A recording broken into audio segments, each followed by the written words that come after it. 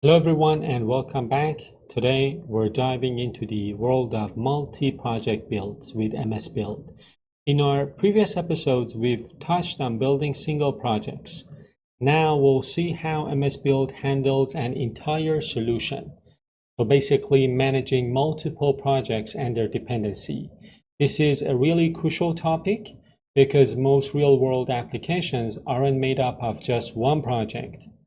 So we'll explore how MSBuild orchestrates the build process to ensure everything compiles in the right order. Let's jump right in. The next thing that I want to talk about is solution and project builds. So there's a key difference between building a single project and building an entire solution. A project build simply compiles a single CSproj file. A solution build, however, compiles every project included in your SLN or solution file. So the cool thing is that MSBuild automatically figures out the correct dependency order for you so that you don't have to worry about it. So to illustrate, remember our bookstore solution has different projects, so domain, application, and API. And there are some dependencies. So bookstore.application has a dependency on bookstore.domain, and the API has a dependency on the bookstore.application class library project. This is a classic layered architecture, and because of this, MSBuild knows to build domain first since application needs it, then it builds application since API needs it. Finally, it builds the API, and this is great. Now, let's talk about the project references. Again, as I told you from our first episode, you may recall that we already added the necessary project references using the .NET add reference command. If you haven't done that, go ahead and do it. So as I said, the application has a dependency on the domain, as you can see here, and the domain doesn't have any dependencies, and the books and the API project has a dependency on the it doesn't have this dependency. So let me go ahead and add this dependency. So project reference, I'm going to add a dependency on the application. So this is let's say the dependency graph that we have right now, and then you can go ahead and run the projects one by one or run the solution files. One other thing that I want to tell you is that when you add project references to the different projects inside of your solution, MSBuild reads these references, and behind the scenes it automatically creates a target dependency. So this ensures that the reference projects are always built before the project that's referencing them. This is how MSBuild handles the correct build order for you. Now, building the solution. When you run the command .NET build bookstore SLN, which is the solution file, MSBuild goes to work. So first, it evaluates all of the projects in your solution file. Then it builds them in the correct dependency order. So in our case, first the domain project, then the application, and finally the API. Let's talk about another important topic, incremental builds. One of the MSBuild's great features is incremental builds. If a project hasn't changed since the last build, MSBuild is smart enough to skip the compilation of that project. So it does this by checking the inputs. When I say inputs, I mean your source code files, configuration files, and so on, and comparing them to the outputs, so the compiled DLLs or executables. If the inputs haven't changed, MSBuild reuses the existing output. So this saves a ton of time, especially on large solutions. And then, of course, you can build specific projects. Sometimes you only need to build a specific single project from your solution, and of course you can do that. You can do this by pointing the .NET build command directly to the project file, as you can see here. So to build only the bookstore.domain project, you can go ahead and use .NET Build and then the path to your CS proj file, and to build only the API project you can use this command.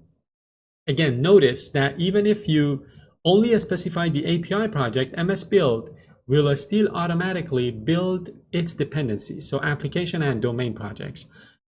This is really useful in CI/CD pipelines, where you might only need to rebuild the project that you've changed aligned with its dependencies to save time and make your automated process much more efficient. Now let's talk a little bit about configuration and platform. Again, things that you can control when you're using .NET Build. Again, MSBuild properties give you fine-grained control over your build. You can specify different configurations and platforms using the -c flag and -r flag, right? So the -c helps you or allows you to build the entire solution in release mode or in configuration mode. So -c allows you to set the configuration. Or if, for example, you want to build for a specific configuration, for a specific platform. For example, you want to build the API project for a specific runtime, like Windows 64-bit. So you can go ahead and use that -r flag. Now let's go through a practical example. We are going to put the things that we have learned into practice. We'll add a simple class to our domain project and then reference it from our application project to see how MSBuild handles the dependencies. So again, as you can see, we've got a simple book entity here.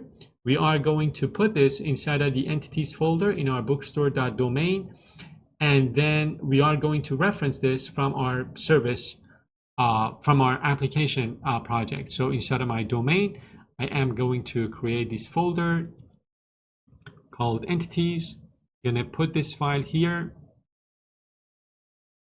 and then what I am going to do is to create that class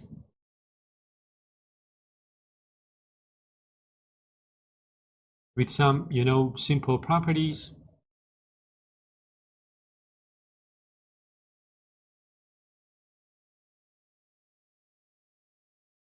ID, title, author, and price.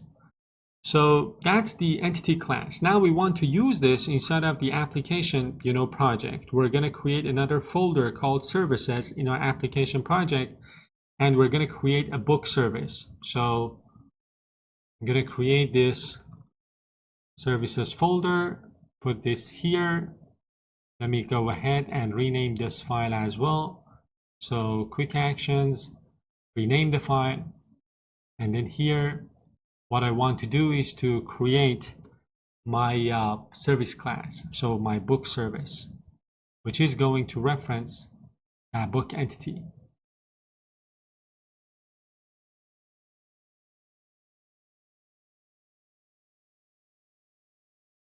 One thing that I would like to tell you is that if you're eager to learn about clean architecture, I've got a couple of courses on the channel that you can watch. So I need to change this to book, and then I'm gonna update these quickly. So I've got different books here. So this one is going to be the title of that book, and this is going to be the author of that book.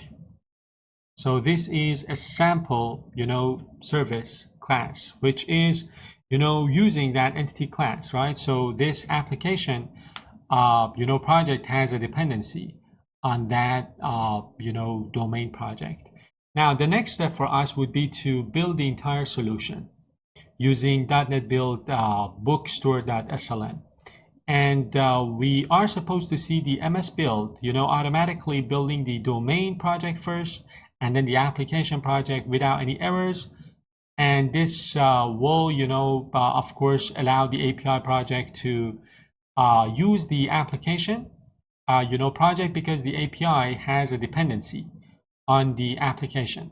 So let me go to this screen, and what I am going to do is to build my, of course, I need to run the code here. So the domain, then the application, and then the API, right? Take a look here. So this kind of confirms that our project dependencies are set up correctly and MSBuild is handling everything for us. Now, let me get back to my notes. I am going to talk a little bit about, target propagation in multi-project builds, which is, again, an important topic that I would like to tell you about. The thing is, when you build a solution, MSBuild not only handles project dependencies, but also the execution of custom targets that you can define. So basically, MSBuild is going to evaluate all of the projects in the correct dependency order, as you saw. Then it's going to execute the standard build target for each project, and then it's going to execute any of your custom targets, like the copy license target that we created in the previous episode, for each project, right? Again, in the correct order. This means that any custom build steps you've defined in your domain project will execute before the application or API projects are even touched. So again, this maintains a clean separation of concerns. Now, the summary. In this episode, we learned the difference between building a single project and an entire solution. We saw how project references are a crucial part of telling MSBuild about our dependencies. We explored the benefits of incremental builds and how to build a specific project to save time. We successfully built a simple multi-project solution, confirming that MSBuild correctly handles the build order.